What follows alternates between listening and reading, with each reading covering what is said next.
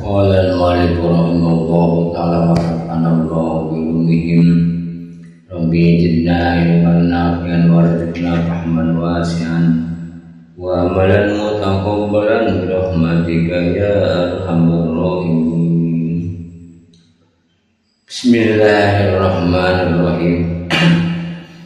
Diriwayatkan dalam Sahih Bukhari dari Ibnu Umar radhiyallahu anhu bahwa Rasulullah sallallahu alaihi wasallam bersabda kepada para sahabatnya ketika mereka sampai di pekuburan kaum Samud, la tadkhulu ala haula'il mu'azzabin illa an takunu bakin fa illam takunu bakin fala tadkhulu alaihim la yusibukum ma asabakum. Janganlah kalian mendatangi orang-orang yang tersiksa ini kecuali kamu bisa menangis. Apabila kalian tidak menangis, maka janganlah kamu mendatangi mereka. Tidaklah menimpa kamu apa yang telah menimpa mereka. Zikir dan doa yang dianjurkan banyak membaca Al-Quran, beberapa zikir dan doa pada hari Jumat dan amalannya, dan banyak membaca sholawat atas Rasulullah sallallahu alaihi wasallam serta membaca surat Al-Kahfi pada hari Jumat. Dalam kitabnya Al-Um, Imam Syafi'i mengatakan, aku menyukai pembacaan surat Al-Kahfi pada malam Jumat. Diriwayatkan dalam Sahih Bukhari dan Muslim dari Abu Hurairah radhiyallahu anhu bahwa Rasulullah sallallahu alaihi wasallam menyebut hari Jumat lalu bersabda, fihi sa'atun la yuwafiquha abdul muslimun qaimun yusalli yas'alullaha ta'ala shay'an illa a'tahu iyyahu. Di dalamnya terdapat suatu saat yang apabila bertepatan dengan seorang hamba muslim sedang bersembahyang, ia memohon sesuatu kepada Allah Subhanahu wa ta'ala, niscaya Allah akan memberikan kepadanya. Beliau memberi isyarat dengan tangannya bahwa waktunya sedikit. Para ulama berbeda pendapat mengenai saat ini. Telah saya kumpulkan pendapat-pendapat tersebut di dalam kitab Syarhil Muhajjab, dan banyak sahabat mengatakan ia adalah sesudah asar. Diriwayatkan dalam kitab Ibnu Sunni dari Anas radhiyallahu anhu dari Nabi sallallahu alaihi wasallam bahwa beliau bersabda, man qala subihata yaumil jumu'ati qabla salatil ghadas astaghfirullahallazi la ilaha illa huwal hayyul qayyum wa atubu ilaihi salasa marrat ghafarallahu lahu dzunubahu wa kanat misla zabadil bahri. Barang siapa mengucapkan pada hari Jumat sebelum sholat subuh, aku mohon ampun kepada Allah yang tidak ada Tuhan selain Dia, yang hidup dan selalu mengurusi makhluknya, dan aku bertobat kepadanya sebanyak 3 kali, niscaya Allah mengampuni dosa-dosanya walaupun sebanyak buih air laut. Melalui Abu Hurairah radhiyallahu anhu, Ibnu Sunni meriwayatkan bahwa apabila Rasulullah SAW memasuki masjid, beliau memegang kedua sisi pintu lalu mengucapkan, Allahumma ja'alni awjaha man tawajjaha ilaika wa aqraba man taqarraba ilaika wa abdullah man sa'alaka wa qiba ilaika. Ya Allah, jadikanlah aku sebaik-baik orang yang menuju kepadamu dan orang terdekat yang mendekatkan diri kepadamu, dan orang paling utama yang memohon izin dan berharap kepadamu. Melalui Aisyah radhiyallahu anha, Ibnu Sunni juga meriwayatkan sabda Nabi sallallahu alaihi wasallam, man qara'a ba'da sholatil Jumat qul huwallahu ahad wa qul a'udzu birabbil falaq wa qul a'udzu birabbin nas sab'a marratin a'azahullahu azza wa jalla biha min kulli su'in ila Jumatil ukhra.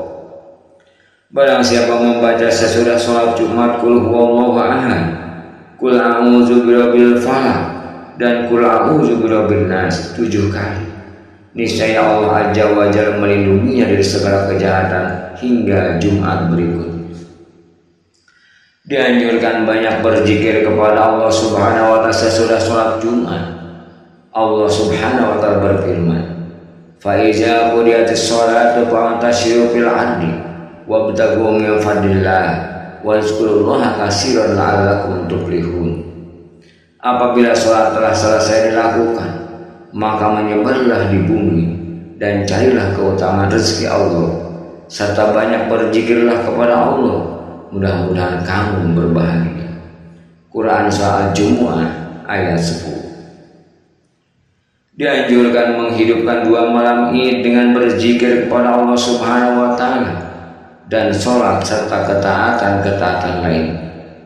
Hadis mengenai hal ini adalah, "Man ahya lailatal Id lam yamut qalbuhu yauma tamutul qulub." Barang siapa menghidupkan 2 malam Id, tidaklah mati hatinya pada hari di saat hati manusia pada mati. Dalam riwayat lain, "Man qoma lailatal idaini lillahi muhtasiban lam yamut qalbuhu hina tamutul qulub." Barang siapa meramaikan 2 malam hari raya Id karena Allah dengan mengharapkan pahala, niscaya tidak mati hatinya ketika hati manusia pada mati. Demikianlah yang terdapat dalam riwayat Asy-Syafi'i dan Ibnu Majah. Ia adalah hadis dhaif yang diriwayatkan dari Abu Umamah secara marfu dan mauquf. Keduanya lemah. Akan tetapi hadis-hadis mengenai amalan utama boleh dilakukan. Dianjurkan bertakbir pada 2 malam hari kedua hari raya, dan dianjurkan pada hari raya Idul Fitri dari terbenamnya matahari hingga imam mulai bertakbir untuk sholat Id, dan itu dianjurkan sesudah sholat dan dalam keadaan lainnya. Takbir diperbanyak di waktu orang-orang sudah banyak berkumpul. Boleh bertakbir dalam keadaan berjalan, duduk, berbaring, di jalan, di masjid, dan di atas tempat tidur. Adapun Idul Adha, maka takbirnya dilakukan setelah sholat asar sampai akhir hari tasyrik, tanggal 11, 12, 13 Zulhijjah sehabis sholat asar. Inilah yang paling sahih diamalkan.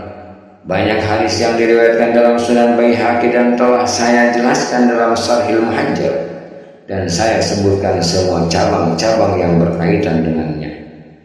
Sahabat-sahabat Imam Nawawi berkata, lafaz takbir adalah mengucapkan Allahu Akbar, Allahu Akbar, Allahu Akbar, Allahu Akbar kabira walhamdulillahi katsira wa subhanallahi bukratan wa asila.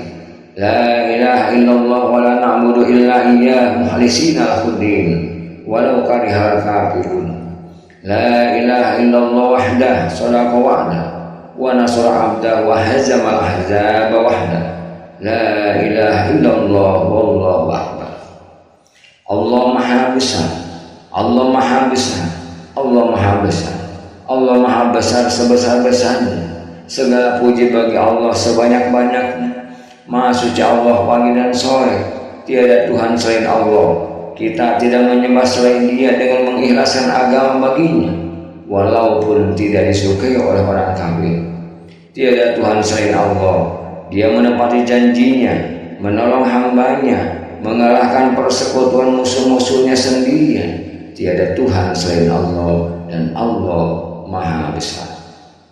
Segolongan sahabat Imam Nawawi mengatakan, dibolehkan mengucapkan seperti biasanya, Allahu Akbar, Allahu Akbar, Allahu Akbar, La ilaha illallah, Wallahu Akbar, Allahu Akbar, walillahil hamd.